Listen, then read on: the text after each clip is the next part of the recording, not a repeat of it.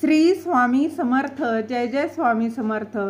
माझ्या स्वामी कृपा चॅनलमध्ये सर्वांना नमस्कार.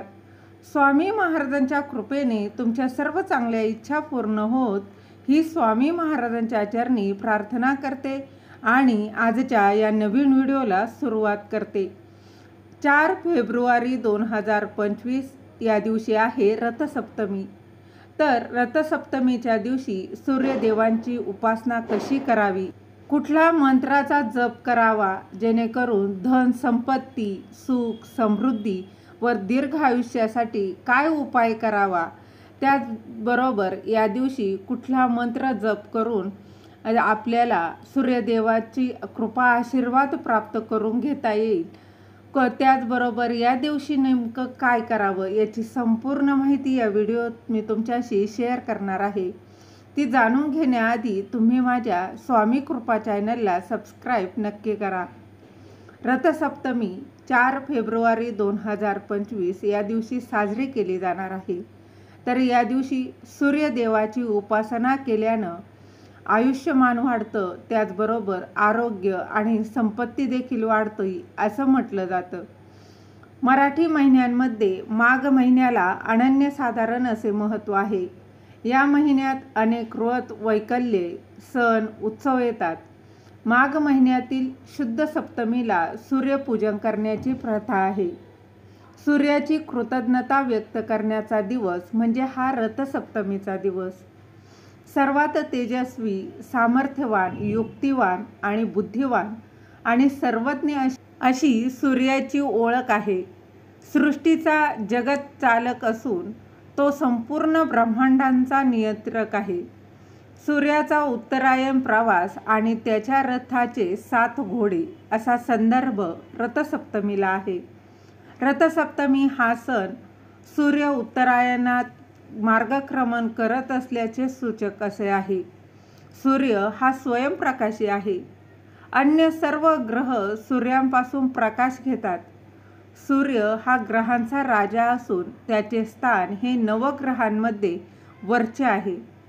तर या दिवशी बघा, भारतीय संस्कृतीमध्ये निसर्गाला देव मानलेले आहे. मकर संक्रांतीला सुरू झालेले हळदी कुंकूचा समारंभ जे आहे ते रथसप्तमीच्या दिवसापर्यंत हे समाप्त होतात. रथसप्तमी साजरी करण्यामागे धार्मिक आणि वैज्ञानिक अशी दोन्ही कारणे सांगितली जातात.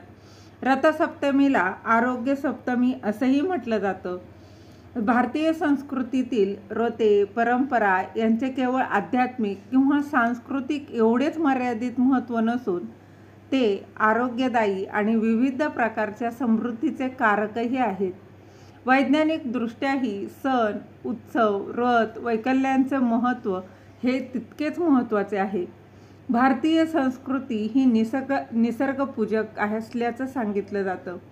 निसर्गाने दिलेल्या गोष्टींची आपण विविध प्रकारे कृतज्ञता व्यक्त करत असतो. त्यापैकीच माघ महिन्यातील शुद्ध सप्तमीला सूर्यपूजन जे आहे ती करण्याची प्रथा आहे.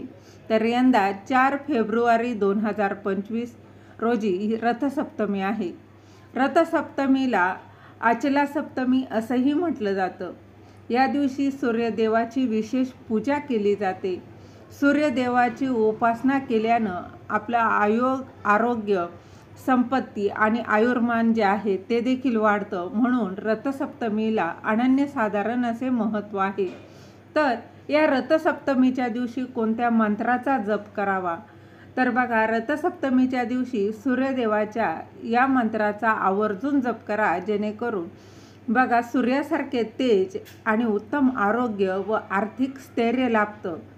तर मंत्र असा आहे: ओम ह्रीं ह्रीं सूर्याय सहस्र किरणराय मनोवांछित फलम देहि देहि स्वाहा. बघा, पुन्हा एकदा मंत्र सांगते: ओम ह्रीं ह्रीं सूर्याय सहस्र किरणराय मनोवांछित फलम देहि देहि स्वाहा.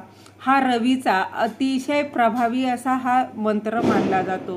तसेच काहीच नाही तर बघा, ओम आदित्याय विद्महे दिवाकराय धीमहि तन्नो सूर्य प्रचोदयात.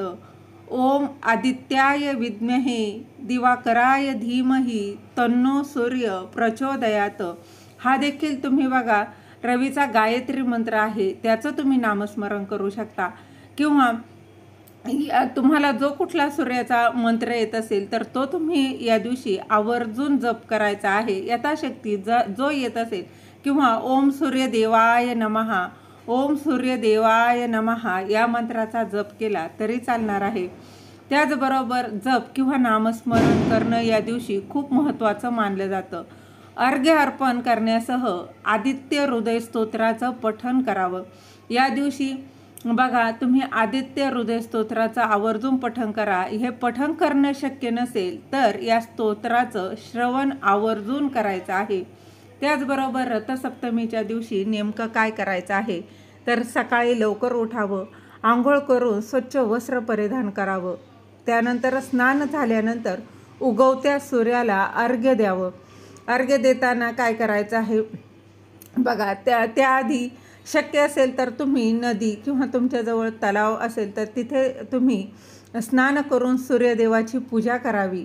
त्याचबरोबर सूर्याला अर्घ्य द्यावं. अर्घ्य देताना सूर्याचा मंत्राचा आवर्जून जप करावा. अर्घ्य देताना बघा एक कलश घ्यायचा आहे, त्यामध्ये पाणी भरून घ्यायचं आहे. त्यामध्ये तीळ जे आहे ते काळे त्यातल्या त्यात काळे तीळ टाकायचे आहे. एखादं लाल फूल टाका, हळद कुंकू टाकायचं आहे आणि या पाण्याने उगवत्या सूर्याला अर्घ्य द्यायचं आहे. सूर्य उपासना सुरू करा आणि रथसप्तमीला सूर्यदेवाला त्याचबरोबर बघा खिरीचा नैवेद्य आवर्जून अर्पण करा.